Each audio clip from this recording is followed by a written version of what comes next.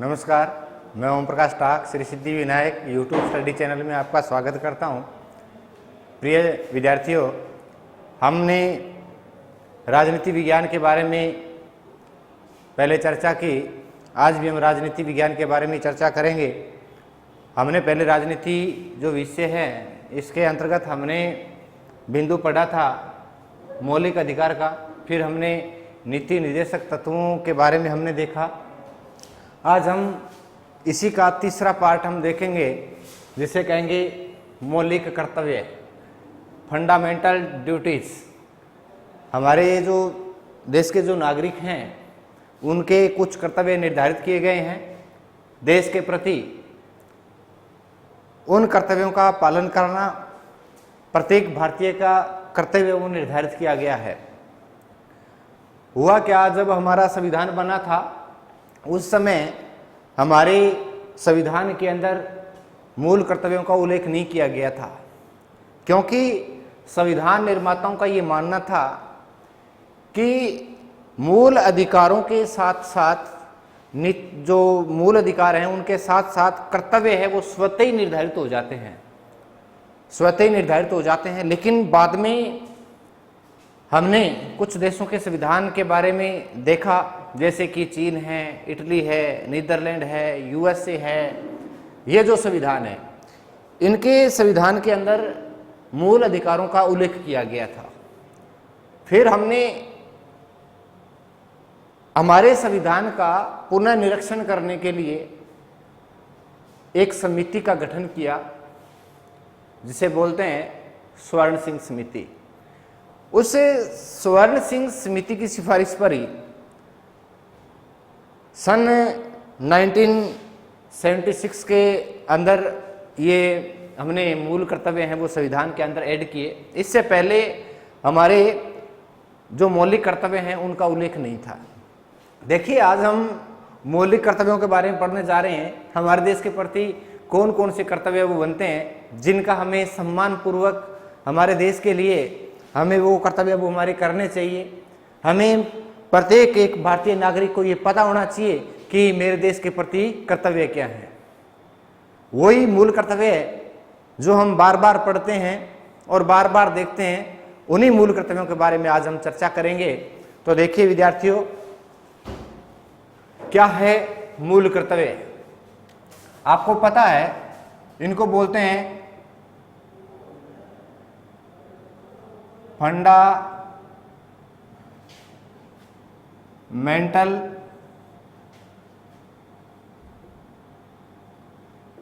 Duties.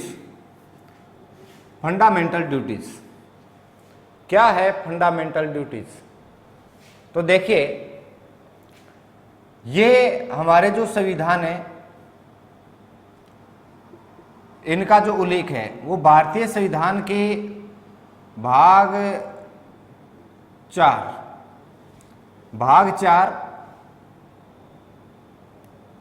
और अनुच्छेद 51। अब देखिए, जब संविधान बना था उस समय हमारे पास अनुच्छेद 51 भी था और अनुच्छेद जो संविधान का भाग 4 है वो भी हमारे पास था। तो इसके साथ तो छेड़छाड़ कर नहीं सकते थे। इसीलिए हमने क्या किया, जो भारतीय संविधान का भाग 4 है, इस भाग 4 का हमने कै बनाया। क्या बनाया? भाग कै बनाया। और अनुच्छेद जो है, इस अनुच्छेद में हमने 51 कै जोड़ा, यानी 51 के साथ में हमने जोड़ा है, 51 कै बना करके जोड़ा है।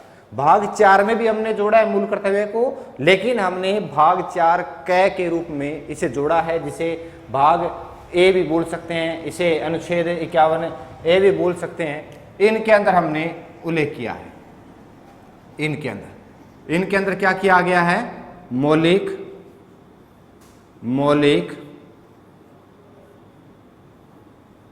कर्तव्यों का उल्लेख किया है। अब ये जो मौलिक कर्तव्य हैं, उल्लेख है, इनका पालन करना प्रत्येक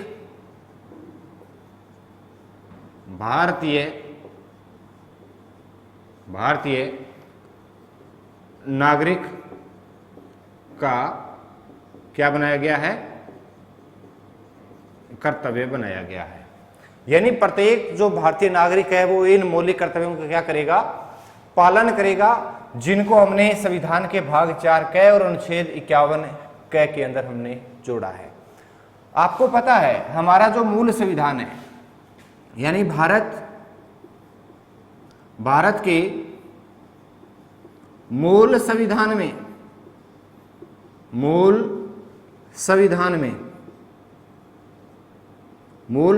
में मौलिक कर्तव्यों का उल्लेख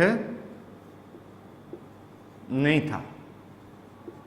ये खास तौर से याद रखने वाली चीज है कि जो भारत का जो मूल संविधान था, उस मूल संविधान के अंदर मौलिक कर्तव्यों का उल्लेख नहीं था।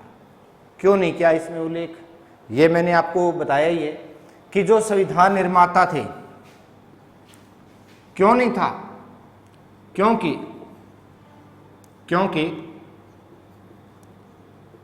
संविधान निर्माताओं का मानना था कि मौलिक अधिकारों के साथ मौलिक कर्तव्य स्वतः ही निर्धारित हो जाते हैं। देखिए, संविधान निर्माताओं का ये मानना था कि जो मूल अधिकार संविधान में दिए हैं, जब मूल अधिकारों का जो उल्लेख किया है, जैसे ही व्यक्ति को मूल अधिकार मिलते हैं तो सभी को समान रूप से बराबर मूल अधिकार वो मिले हुए हैं। तो ऐसी स्थिति के अंदर मूल कर्तव्य वो स्वतः ही लागू हो जाते हैं। तो उनका ये मानना था, संविधान निर्माताओं का ये मानना था कि मौलिक अधिकार संविधान के अंदर लिखे जाएं या इनका उल्लेख किया जाए ऐसा जरूरी नहीं है। लेकिन हुआ क्या, लेकिन बाद के अंदर जैसे हमारे चीन है, इटली है, जापान है, नीदरलैंड है, यूएसए है, इनका जो संविधान है, हाँ, जो इन देशों का संविधान है, इनके संविधान में देश के प्रति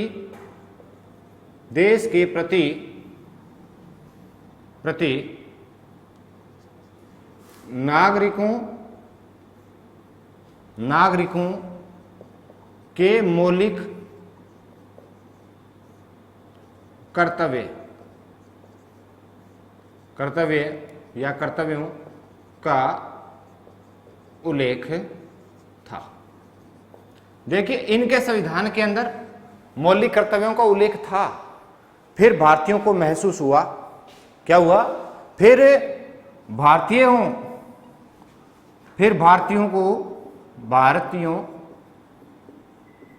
को क्या हुआ, महसूस हुआ कि हमें भी मूल कर्तव्यों का उल्लेख वो संविधान में करना चाहिए जो देश के प्रति किए जाएं।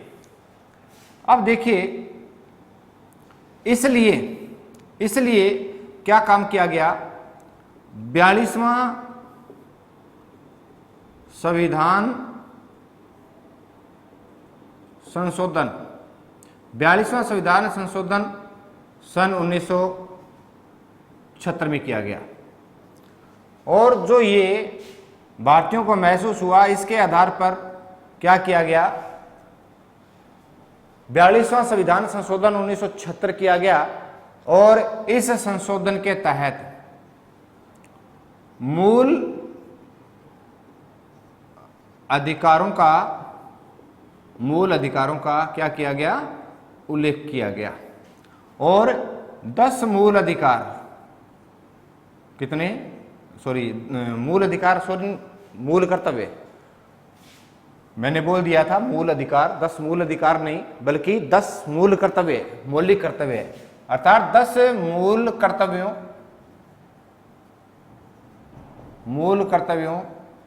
का उल्लेख किया गया। अब ये जो 10 मूल कर्तव्यों का जो उल्लेख है, ये 44वें संविधान संशोधन सन 1976 में किया गया। अब देखिए, ये जो 10 मूल कर्तव्य हैं, ये जब 42वां संविधान संशोधन किया गया और 10 मूल कर्तव्यों का उल्लेख किया गया, इसके लिए एक समिति का गठन किया गया। समिति का गठन, और कौन सी समिति थी, ये थी स्वर्ण सिंह समिति। इस समिति का गठन किया गया। याद रखना, वेरी इंपॉर्टेंट है कि मूल कर्तव्यों का उल्लेख भारतीय संविधान में किस समिति की सिफारिश पर किया गया, तो स्वर्ण सिंह समिति की सिफारिश पर किया गया। 10 मूल कर्तव्यों का उल्लेख किस समिति की सिफारिश पर किया गया, स्वर्ण सिंह समिति की सिफारिश पर किया गया। 42वां संविधान संशोधन 1976 किस समिति की सिफारिश पर किया गया, स्वर्ण सिंह समिति की सिफारिश पर किया गया। और ऐसा क्यों किया गया, जब भारतीयों ने इनके संविधान के बारे में देखा तो वहां मूल कर्तव्यों का उल्लेख था, इसीलिए भारतीयों को यह महसूस हुआ कि हमें भी मूल कर्तव्य वो संविधान में ऐड करने चाहिए। और इसी को देखते हुए 10 मूल कर्तव्यों का निर्धारण किया। आगे हम इसी के बारे में पढ़ेंगे कि आगे क्या है। तो देखिए, अब आगे हम देखेंगे कि जो मूल अधिकार है, 10 मूल अधिकारों का उल्लेख किया गया। एक बार थोड़ा सा बड़ी बड़ी नज़र में हम देख लेते हैं कि संविधान के जो मौलिक कर्तव्य हैं उनको फंडामेंटल ड्यूटीज बोलते हैं। अपनी जो फंडामेंटल ड्यूटीज है वो भारतीय संविधान के भाग 4 क और अनुच्छेद 51 क के अंदर इसका उल्लेख किया गया है, फंडामेंटल जो ड्यूटीज है। अब देखिए, ये जो फंडामेंटल ड्यूटीज है, ये जो ऑल सिटीजन हैं, प्रत्येक जो भारतीय नागरिक है, उनको इनका पालन करना क्या है, इनका कर्तव्य बनाया गया है। फिर हमने देखा कि प्रारंभ में जब संविधान का निर्माण किया गया था, उस प्रारंभिक संविधान के अंदर, हमारे मूल संविधान के अंदर मौलिक कर्तव्यों का उल्लेख नहीं था, क्योंकि संविधान निर्माताओं का मानना था कि मौलिक अधिकारों के साथ साथ में मूल कर्तव्य हैं वो अपने आप स्वतः निर्धारित हो जाते हैं, लागू हो जाते हैं। फिर कुछ समय बाद हमने इन देशों के संविधानों का अध्ययन किया जिसमें मौलिक कर्तव्यों का स्पष्ट रूप से उल्लेख किया गया था। फिर भारतीयों को महसूस हुआ, फिर भारतीय लोगों ने भारतीय संविधान के अंदर क्या किया, 42वां संविधान संशोधन 1976 किया और उसके अंतर्गत 10 मूल कर्तव्य है वो जोड़े गए और इसके लिए स्वर्ण समिति का गठन है वो किया गया था। अब देखिए आगे हम देखते हैं कि वर्तमान में हमारे पास कितने मूल कर्तव्य हैं। तो देखिए, मूल संविधान में तो इनका उल्लेख था नहीं। फिर हमने बताया अभी 42वां संविधान संशोधन सन 1976 में हुआ और इसमें 10 मौलिक कर्तव्य है वो व्यक्ति के निर्धारित किए गए, 10 थे। लेकिन वर्तमान हमारे जो मौलिक कर्तव्य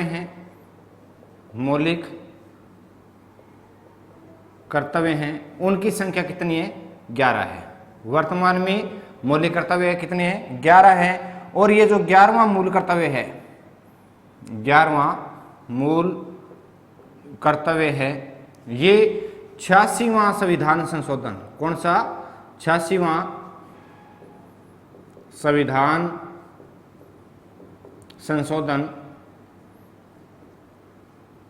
2002 में किया गया, 2 में किया गया और इसमें 11वां मूल कर्तव्य है वो जोड़ा।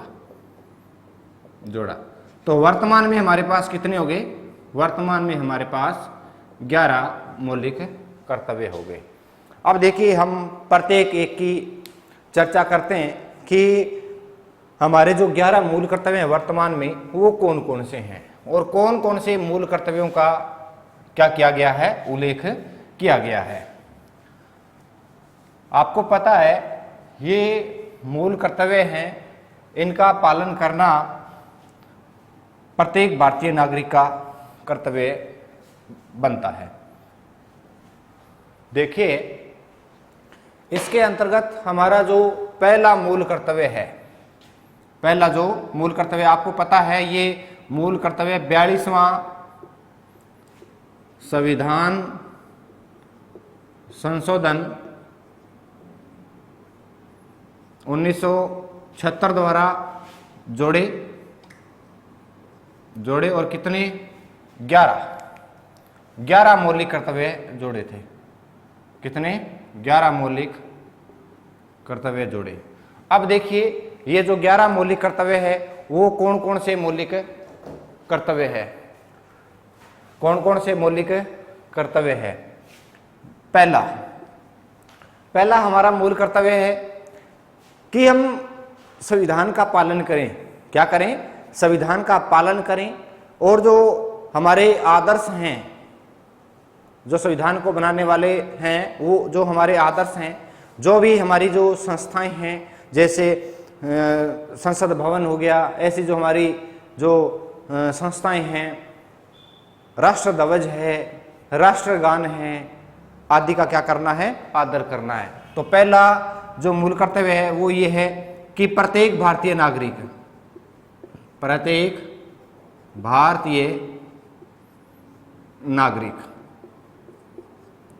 क्या करे? संविधान का पालन, आदर्शों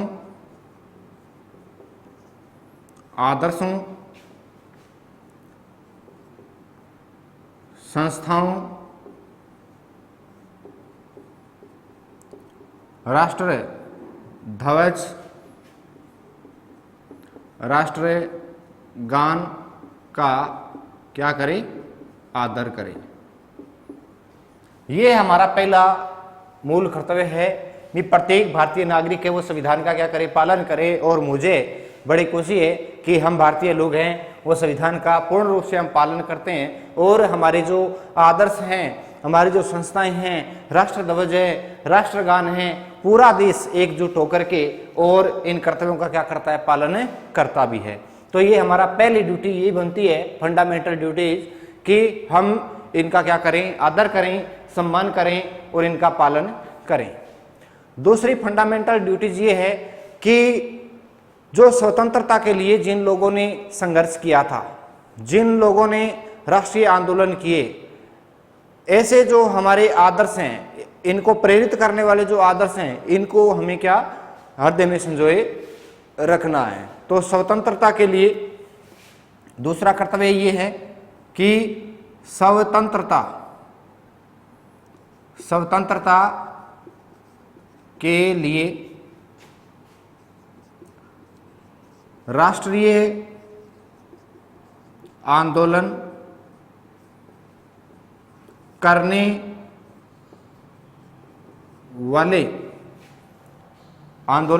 वाले आदर्शों को हृदय में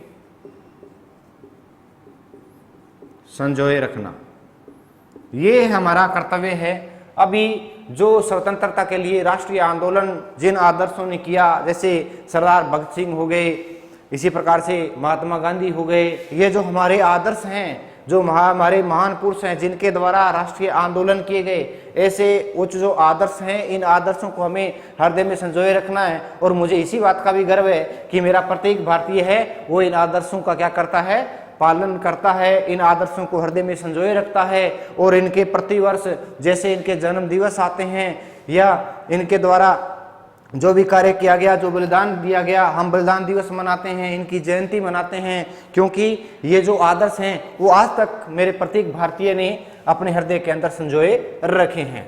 उसके बाद में हमारा जो तीसरी जो फंडामेंटल ड्यूटीज बनती है वो ये बनती है कि जो भारत की संप्रभुता है, भारत की जो एकता है, भारत की जो अखंडता है, उसकी क्या करना है, रक्षा करनी है और उसको अक्षुण्ण बनाए रखना है। तो देखिए तीसरी जो फंडामेंटल ड्यूटीज है वो क्या है कि देश की संप्रभुता यानी भारत की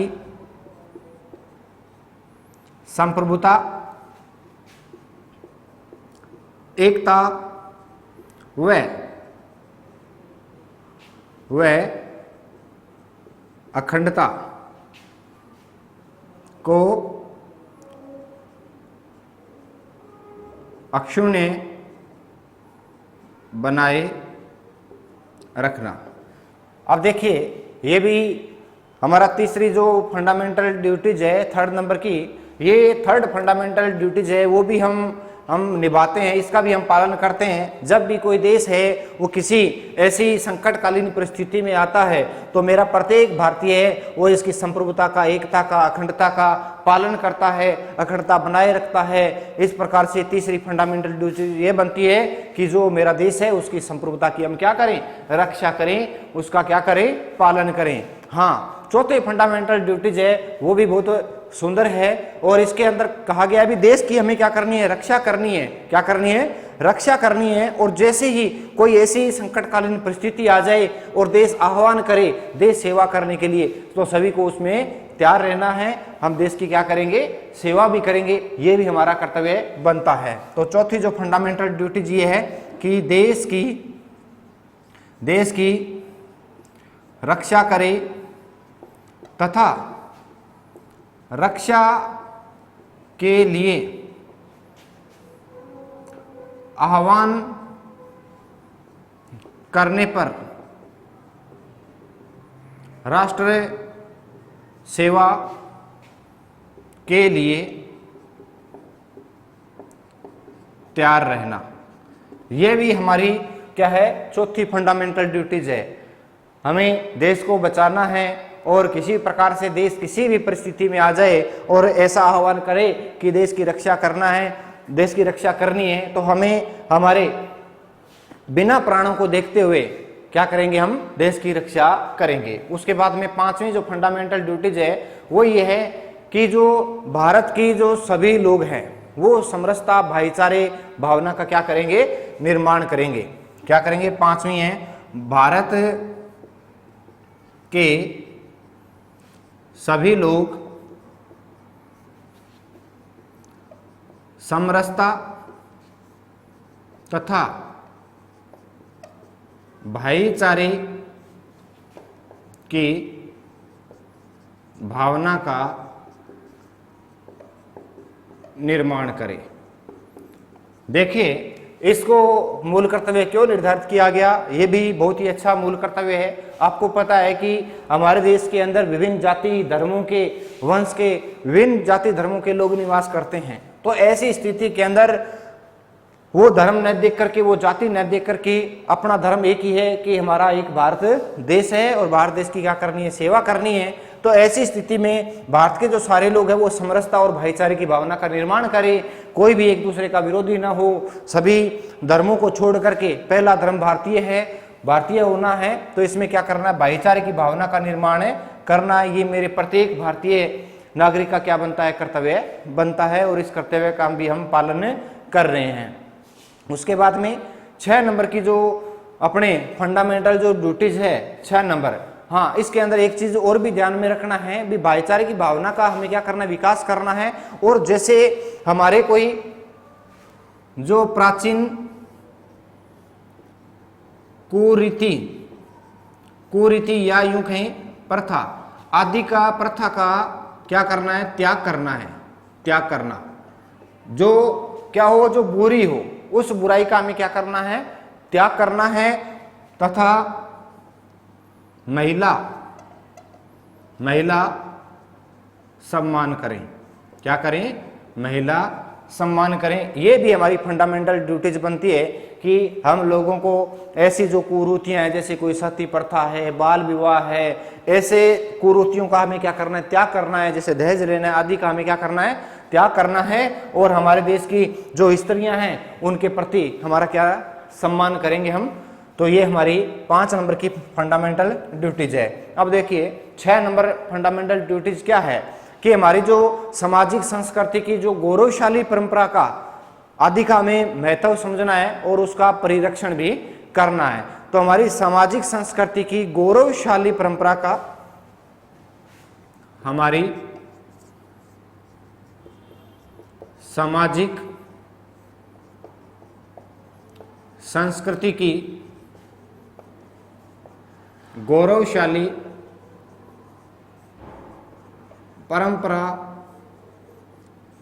परंपरा का क्या करना है, महत्व समझना है, उसका सम्मान करना है। गौरवशाली परंपरा का सम्मान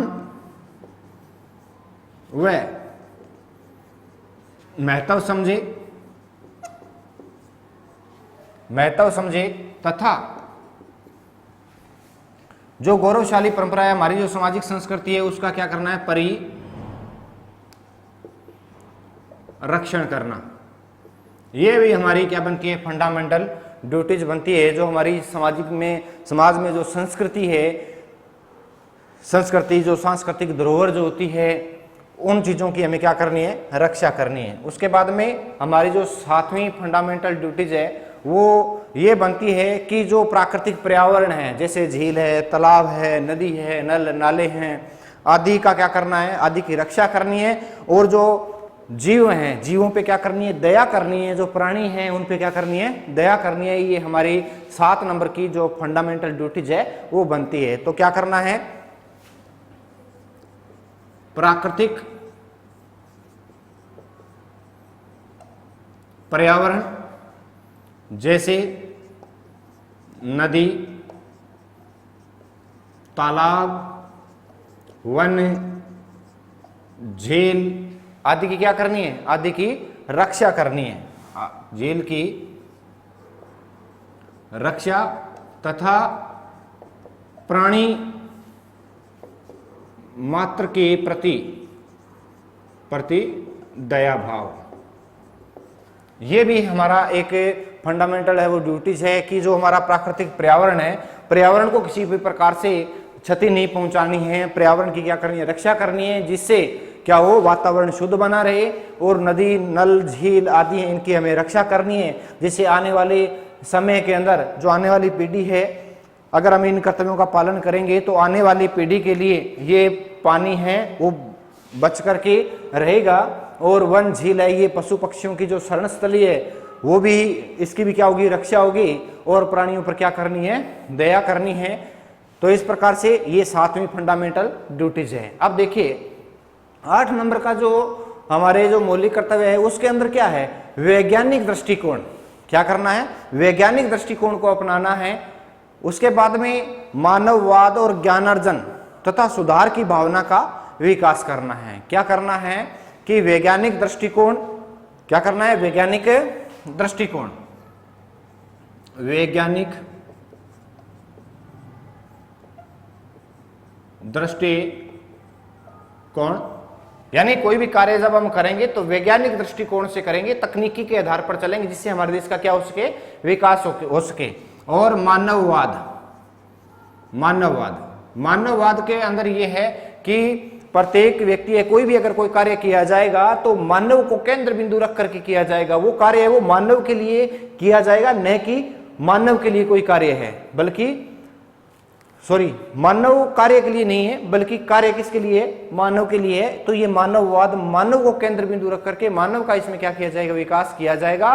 प्राणी मात्र के प्रति विश्वास रखा जाएगा। और ज्ञानार्जन तथा सुधार ज्यादा से ज्यादा क्या करेंगे, ज्ञान का ग्रहण करेंगे और सुधार की भावना का विकास करेंगे, सुधार की भावना का विकास करेंगे। अगर किसी भी प्रकार से कोई भी समस्या है, ठीक है ना, तो उसमें क्या करेंगे, सुधार करेंगे, सुधार करने की भावना रखेंगे, उसको खत्म नहीं करेंगे बल्कि उसमें क्या करेंगे, सुधार करेंगे, या वैसा का वैसा नहीं करते जाएंगे, ज्यादा से ज्यादा ज्ञान ग्रहण करेंगे, मानववाद वैज्ञानिक दृष्टिकोण को अपनाएंगे। ये हमारे 8 फंडामेंटल है वो ड्यूटीज है। तो एक बार आप 8 का स्क्रीनशॉट ले सकते हो, फिर अपने आगे पढ़ेंगे।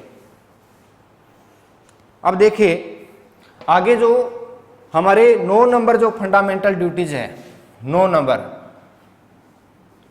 ये जो फंडामेंटल ड्यूटीज है आपको बताया मैंने भी, इनका पालन करना, इनको बनाए रखना प्रत्येक भारतीय नागरिक का क्या है, कर्तव्य माना गया है। और हमारे मूल संविधान में फंडामेंटल ड्यूटीज नहीं थी, बाद में 42वां संविधान संशोधन किया और इसके अंतर्गत 10 फंडामेंटल ड्यूटीज है वो जोड़ी, और उसके बाद में 11 मौलिक कर्तव्यों का उल्लेख है वो किया गया। ये किया गया था, आपको पता है, 86वां संविधान संशोधन सन 2002 में। तो ये तो सन 2002 में हुआ, और ये जो जोड़े थे सन 1976 में, यानी 1976 से पहले हमारे किसी प्रकार का मूल कर्तव्य नहीं था, और 1976 के बाद में हमारे 10 मूल कर्तव्य हुए, और 2002 के बाद में हमारे 11 मूल कर्तव्य हुए। अब हम आगे 9वें मूल कर्तव्य के बारे में चर्चा करते हैं। अब हमारा जो 9वां मूल कर्तव्य है, 9 नंबर का जो मूल कर्तव्य है, इसके अंदर क्या करना है, यह भी फंडामेंटल ड्यूटीज बनती है प्रत्येक भारतीय की, कि जो सार्वजनिक संपत्ति है, सार्वजनिक संपत्ति की क्या करनी है, रक्षा करनी है। जैसे दुर्ग है, रेलवे स्टेशन है, बस स्टैंड हैं, जो सरकारी जैसे रेलवे हैं, जो भी हमारी जो सार्वजनिक है जिसमें सभी लाभ उठाते हैं, ऐसी चीज़ों की हमें क्या करनी है, रक्षा करनी है। और रक्षा करें तथा हिंसा से दूर रहना। हिंसा से क्या रहना है, दूर रहना है, क्योंकि हिंसा जब हम करते हैं तो हिंसा के अंदर क्या होता है, जान माल की हानि होती है। तो ऐसी चीज़ों को हमें त्याग करना है, बल्कि शांतिपूर्ण है वो कार्य करना है। कैसे करना है, शांतिपूर्ण रहना। तो शांतिपूर्ण रहना ये भी हमारा एक कर्तव्य है वो बनता है। आगे है 10 नंबर फंडामेंटल ड्यूटीज है। इसके अंदर क्या है कि चाहे व्यक्तिगत हो चाहे सामूहिक गतिविधि हो, चाहे कोई एक व्यक्ति है वो व्यक्तिगत कार्य करे, चाहे वो सामूहिक होकर के सामूहिक गतिविधि करे, ठीक है ना। तो के जो सभी क्षेत्र हैं, जैसे व्यक्तिगत है, सामूहिक गतिविधियों के जो भी क्षेत्र हैं, उसके अंदर उत्कृष्टता की ओर कार्य करे, जिससे हमारा देश क्या हो, उत्कर्ष हो, पूरे विश्व में इसका नाम है वो चले। तो उत्कर्षता की ओर बढ़ने का सतत वो प्रयास करे। तो ये है भी प्रत्येक व्यक्ति है वो व्यक्तिगत तथा सामूहिक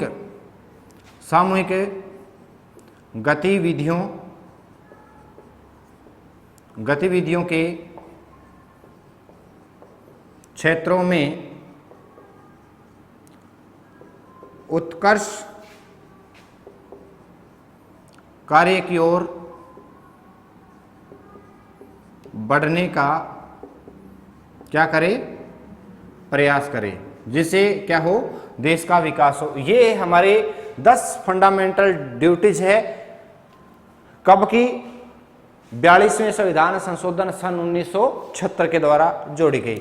अब क्या हुआ, इसके बाद में 86वां संविधान संशोधन हुआ। 86वां संविधान संशोधन सन 2002 में, ये 86वां संविधान संशोधन हुआ। और इस संविधान संशोधन के अंदर क्या किया गया, 11वां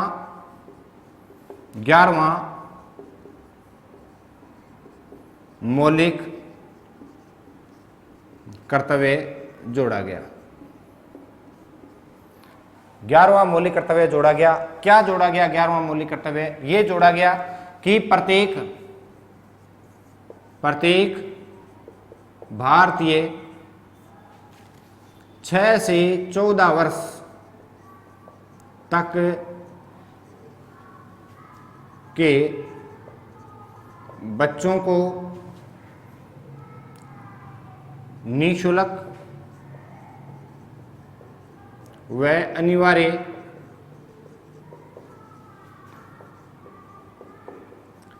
शिक्षा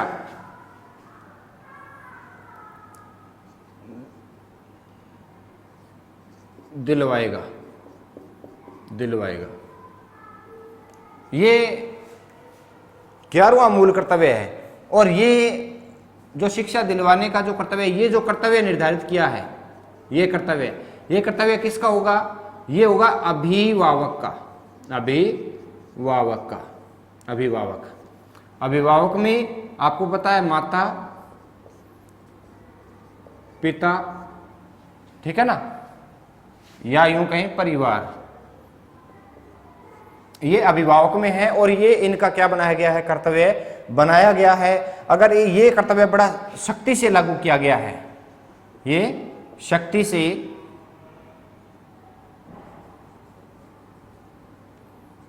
ये महत्वपूर्ण है और पूरा इसे क्या किया गया है? लागू किया गया है, सख्ती से इसको लागू किया गया है। अगर इसका कोई भी इसका अगर पालन नहीं करता है तो क्या मिलेगा? उसको दंड मिलेगा। इसीलिए माता पिता का ये कर्तव्य है कि वो ये कर्तव्य का पालन करे। और इसके लिए कौन सा संविधान संशोधन किया गया? 86वां संविधान संशोधन किया गया। और आपको पता है इसी 86वें संविधान संशोधन के तहत, ये जो 86वां संविधान संशोधन है, इसके तहत आपको पता है एक तो मूल अधिकार जोड़ा गया था। क्या जोड़ा गया था? मूल अधिकार जोड़ा गया। आपको पता है आर्टिकल 21A जोड़ा गया। और एक आपको पता है मौलिक कर्तव्य जोड़ा गया। कौन सा? 51A के अंदर 11वां मूल कर्तव्य जोड़ा गया। समझ में आ गई बात? 11वां मूल कर्तव्य जोड़ा गया। तो ये हमारी फंडामेंटल ड्यूटीज है जो प्रत्येक भारतीय नागरिक को करनी क्या है? अनिवार्य है। प्रत्येक भारतीय नागरिक का क्या बनता है? कर्तव्य बनता है। तो आज हमने इसके बारे में चर्चा की। हाँ, एक इसके अंदर छोटा सा बिंदु एक और रहता है। मैंने बताया था आपको, जो मौलिक अधिकार करवाए थे तो उसके अंदर एक निवारक नजरबंदी जो बिंदु था वो रह गया था। तो उसके बारे में आपको बता देता हूँ, निवारक नजरबंदी है क्या। एक तो क्या होता है, व्यक्ति को तब गिरफ्तार किया जाता है जब उसने कोई गलत कार्य किया हो, तब उसको गिरफ्तार किया जाता है। एक क्या होता है, जो ये निवारक नजरबंदी है, ये जो अधिकार है वो सरकार के पास में है। क्या होता है, सरकार को ये लगे शक के आधार पर कि ये गलत कार्य करने वाला है या ये कोई राष्ट्र विरोधी गतिविधि में शामिल होने वाला है, तो उसके विरुद्ध क्या निवारक नजरबंदी वो जारी की जाती है, उसको गिरफ्तार किया जाता है। लेकिन इसकी जो अधिकतम समय सीमा है वो 3 महीने की है। 3 महीने के बाद में इस पे एक आयोग बिठाया जाता है और आयोग है वो ये तय करता है कि ये गतिविधि करने वाला था या नहीं करने वाला था। तो शक के आधार के ऊपर जो सरकार के द्वारा जो गिरफ्तारी की जाती है ना, उचित प्रक्रिया के बिना, कोई भी प्रक्रिया नहीं होती, बिना प्रक्रिया के उसको क्या कर लिया जाता है? गिरफ्तार कर लिया जाता है। तो ये केवल सरकार के पास में है निवारक नजरबंदी, उसे निवारक नजरबंदी कहते हैं। यानी गैर कानूनी कार्यों में लिप्त होने की आशंका होने पर सरकार के द्वारा निवारक नजरबंदी वो जारी की जाती है। और आपको पता है निवारक नजरबंदी एक बढ़िया उपकरण है सरकार के हाथ में, जिससे जो असामाजिक तत्व होते हैं या जो राष्ट्र विरोधी गतिविधियों में शामिल होने वाले होते हैं उनके विरोध में ये जारी की जाती है। लेकिन कुछ हद तक हम देखते हैं भी कई बार सरकार इसका दुरुपयोग भी कर लेती है। कई ऐसे मामले भी आए हैं जो सरकार के द्वारा इसका दुरुपयोग भी किया गया है। तो ये भी एक प्रकार का क्या है? अधिकार है। जो जीवन और स्वतंत्रता का जो अधिकार है उसके पक्ष में इस अधिकार को सरकार के द्वारा दिया गया है। और इस अधिकार जो निवारक नजरबंदी है, ये एक विरोधाभास का विषय भी रहा है न्यायालय के बीच में और सरकार के बीच में। तो आप लोगों को पता लग गया होगा कि निवारक नजरबंदी क्या होती है। तो सरकार को ये लगे कि ये असामाजिक तत्व या असामाजिक तत्व है जो असामाजिक गतिविधियों के अंदर कुछ हलचल करने वाला है या कुछ गलत कार्य करने वाला है या राष्ट्र विरोधी कोई गतिविधि है वो करने वाला है, तो ऐसी स्थिति के अंदर सरकार के द्वारा निवारक नजरबंदी के तहत उस व्यक्ति को अस्थायी समय के लिए, क्या कुछ समय के लिए गिरफ्तार किया जाता, उसे निवारक नजरबंदी कहते हैं। तो मुझे उम्मीद है कि ये आपके समझ में आ गया होगा। थैंक यू, धन्यवाद।